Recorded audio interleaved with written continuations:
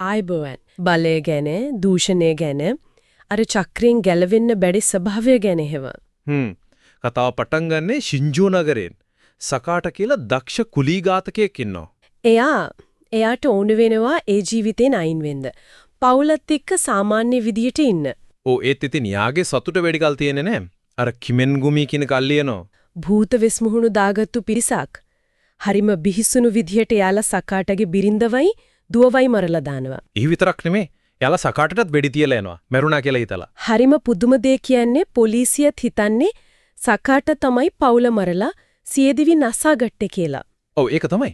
ඒ අතරෙම තමයි අර අලුත් නගරාධිපති සුනෝහර එයා බලය තියන්නේ. නගරය දියුණු කළා කියන කෙනා. ඒක අහම්බයක් වෙන්න බෑ වගේ නේද? මොකක් හරි සම්බන්ධයක් තියෙන්න ඕනේ. අනිවාර්යෙන්ම. එතනින් තමයි කතාවේ අර ගැඹුරු පැත්ත දිගේ හැරෙන්න පටන් ගන්නෙ. සකාට එතකොට අවුරුදු 12ක්.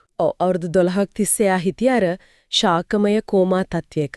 ඒ කියන්නේ සිහියක් නෑ, ශරීරයේ විතරයි යන්තම් තියෙන්නේ. හිතා ගන්නවත් බෑ. එයාට ආයේ සිහිය එන්නෙත් හරි අමුතු විදිහට.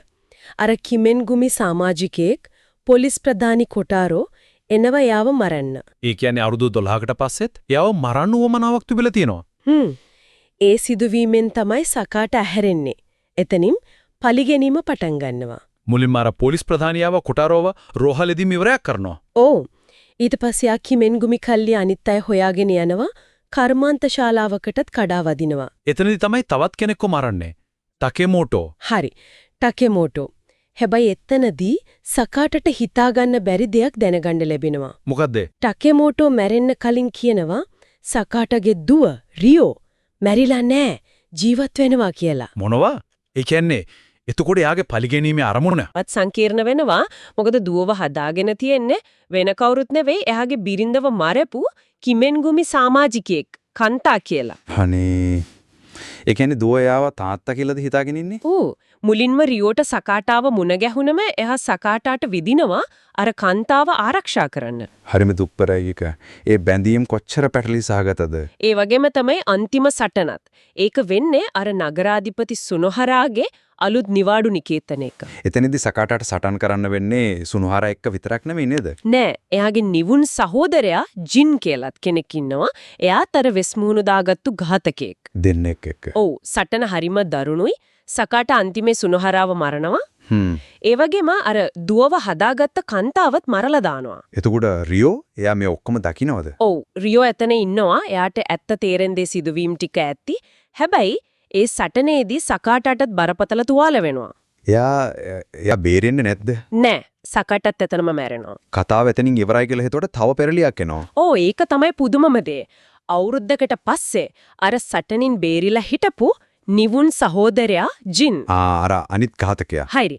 එයා මූණේ තුවාල කැලලක් එහෙම මවාගෙන මැරුණු සහෝදරයා විදිහට පෙනී ඉඳලා මිනිස්සුන්ගේ අනුකම්පාව දිනාගෙන අලුත් නගරාධිපති වෙනවා. ඒ කියන්නේ කිමෙන් ගුමි පාලනය තම තෙමමයි. එහෙමමයි.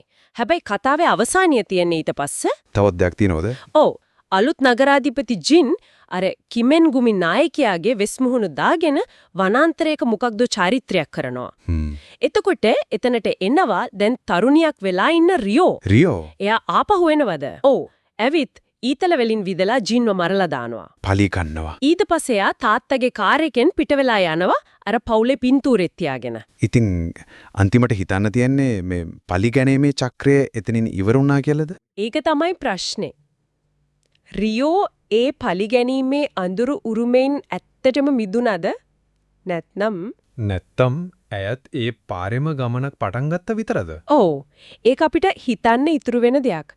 පලිගැනීමෙන් කවදා හරි ඇත්තටම සැනසීමක් ලැබෙනවද කියන එක ලොකු ප්‍රශ්නයක්. ඇත්තටම හිතන්න දෙයක් ඉතුරු කරන කතාවක්.